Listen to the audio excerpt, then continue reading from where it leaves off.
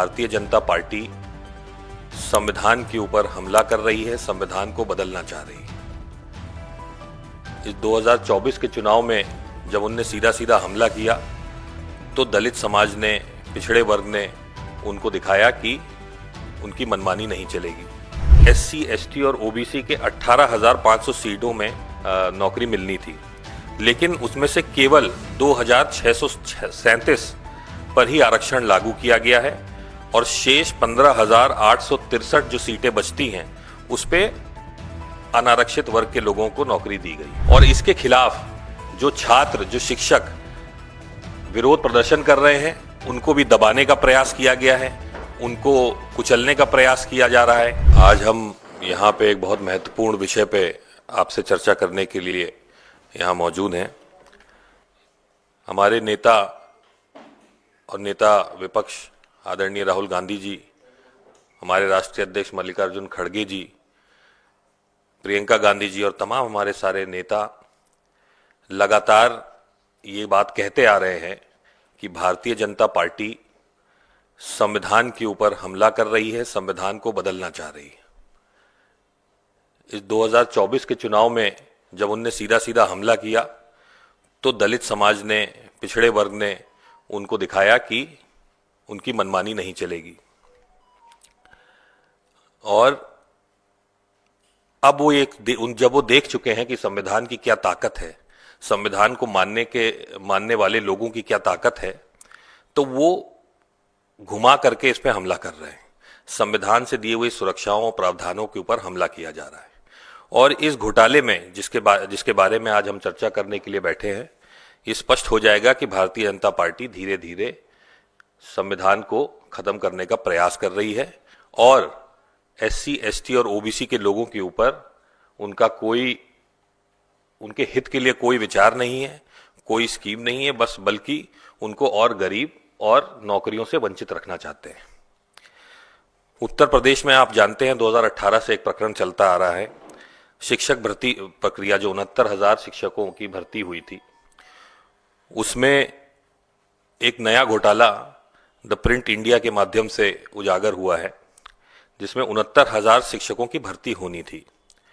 उसके दौरान SC, ST और ओबीसी के 18,500 सीटों में आरक्षित एससी, एसटी और ओबीसी के लोगों को उसमें नौकरी मिलनी थी, लेकिन उसमें से केवल 2,637 पर ही आरक्षण लागू किया गया है और शेष 15,863 जो सीटें बचती हैं उस पे अनारक्षित वर्ग के लोगों को नौकरी दी गई। ये सीधे सीधे 2,637, 18,500 में से 18,500 देना था, 2,637 दिया है, बाकी सारी अनारक्षित वर्ग के लोगों से भर दी गई हैं। ये सीधे सीधे हमारे भारत के संविधान के दिए गए आरक्षण के ऊपर हमला है और सामाजिक न्याय के विरुद्ध फैसला है। ये जो निर्णय लिया गया है बिल्कुल संविधान के, जो हमारे बाबा साहब ने संविधान में आरक्षण का व्यवस्था दी गई थी, सीधे सीधे उसके विरुद्ध आता है और हमारे समाज को और कमजोर करने का प्रयास किया जा रहा है। दलित समाज के, अनुसूचित जनजाति समाज के और ओबीसी समाज के लोगों को नौकरी से वंचित रखा जा रहा है, बेरोजगार रखा जा रहा है और धीरे धीरे से समाज को पूरी तरह से ध्वस्त करने का प्रयास भारतीय जनता पार्टी के द्वारा किया जा रहा है। और इसके खिलाफ जो छात्र, जो शिक्षक विरोध प्रदर्शन कर रहे हैं उनको भी दबाने का प्रयास किया गया है, उनको कुचलने का प्रयास किया जा रहा है। बल्कि सरकार की तो ये मंशा होनी चाहिए कि जो वंचित वर्ग है उसको और ऊपर उठाया जाए, उसको नौकरियों में ज्यादा से ज्यादा हिस्सेदारी मिले, उसको सामाजिक न्याय मिले, जिसकी कल्पना बाबा साहब भीमराव अंबेडकर ने करी थी, राजनीतिक, आर्थिक और सामाजिक न्याय की। तो सरकार पूरी तरह से एससी, एसटी और ओबीसी के छात्रों को, अभ्यर्थियों को नौकरियों से वंचित रख रही है और गरीब रखना चाह रही है पूरे समाज को। और इसी की लड़ाई हमारे नेता राहुल गांधी जी और खड़गे जी, प्रियंका जी लड़ाई लड़ रहे हैं। लगातार वो सामाजिक न्याय की बात करते हैं, न्याय की बात करते हैं, हिस्सेदारी की बात करते हैं, जातिगत जनगणना की बात करते हैं, तो ये सारी चीजें बताती हैं कि कांग्रेस पार्टी हमेशा से वंचित वर्ग के साथ खड़ी है और आगे भी खड़ी रहेगी। और कांग्रेस पार्टी इस प्रकरण में ये मांग करती है कि इस भर्ती घोटाले में उच्च स्तरीय न्यायिक जांच हो।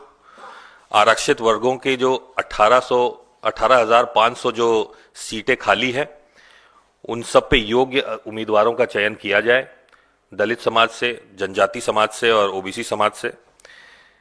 और इस अन्याय के खिलाफ जो आवाज उठा रहे अभ्यर्थी हैं, उनको भी न्याय मिले, उनको उन पे हो रहे जो अत्याचार और दमन जो उनके ऊपर हो रहा है, उस पर रोक लगे। और कांग्रेस पार्टी इस सामाजिक न्याय और संवैधानिक अधिकारों की रक्षा के लिए हर संभव प्रयास करेगी। और इस घोटाले में जो लाखों युवाओं की जिस सपनों पे जिस तरह से प्रहार हो रहा है, जिस तरह से उनके सपनों को तोड़ा जा रहा है, सालों साल उतनी मेहनत वो करके नौकरी पाने का प्रयास करते हैं, और आजकल के माहौल में जब नौकरियां वैसे ही नहीं है, बेरोजगारी बढ़ती जा रही है, ऐसे में 2018 से और आज तक ये हवा में लटके हुए हैं, इनको रोजगार नहीं मिल रहा है। इनको जल्द से जल्द न्याय मिले, रोजगार मिले। इसको हम लोग इसकी लड़ाई लड़ेंगे। पहले तो क्योंकि ये मामला कोर्ट में है तो उसमें भी इसको दिया जाएगा, लेकिन जो भर्ती कर रहे हैं उसको रद्द करने की हम मांग कर रहे हैं। और सही न्याय जब तक के कोई और फैसला ना आ जाए, तब तक के हम इसकी मांग कर रहे हैं, करेंगे। और इस पे हम लोग अगर जरूरत पड़ेगी तो आंदोलन भी करेंगे।